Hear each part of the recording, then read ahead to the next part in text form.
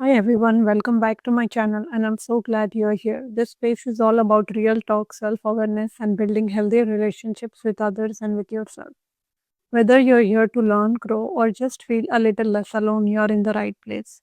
If you're someone who has always been called the nice one, the understanding one, the dependable one, this video is for you. Today we are going to gently explore what often lives beneath that label, not from a place of blame or judgment, but from curiosity and compassion. So take a breath, settle into your body for a moment, and allow yourself to listen, not as who others need you to be, but as you who you are. Have you ever been called the nice one, the reliable one, the understanding one, the one who never causes any problems, never asks for too much, and always seems to be okay? On the outside, that sounds like a compliment, but underneath it, there's often a quiet cost, and no one talks about it. Today, I want to talk about the hidden cost of being the nice one and why being nice might actually be the very thing keeping you disconnected from yourself. Being the nice one usually starts early. You learn that love, safety, or approval comes when you're agreeable, when you don't upset anyone, when you adapt. So you become emotionally intuitive, not because you're gifted, but because you had to be.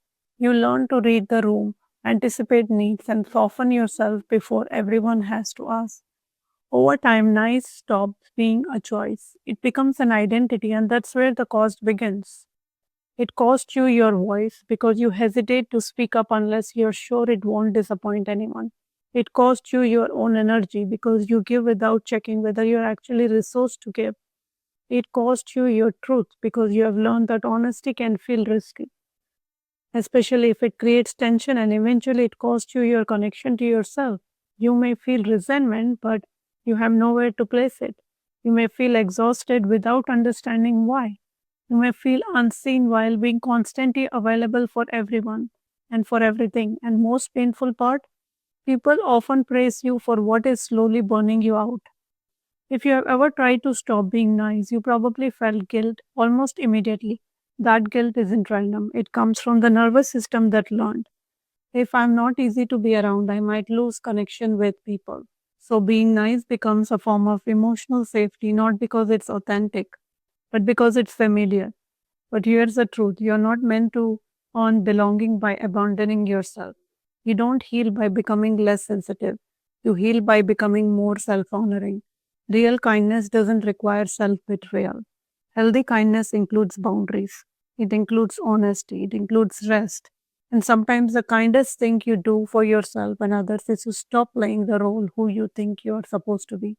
You're not here to be nice. You're here to be real. And when you choose yourself gently, imperfectly, truthfully, you give others permission to do the same.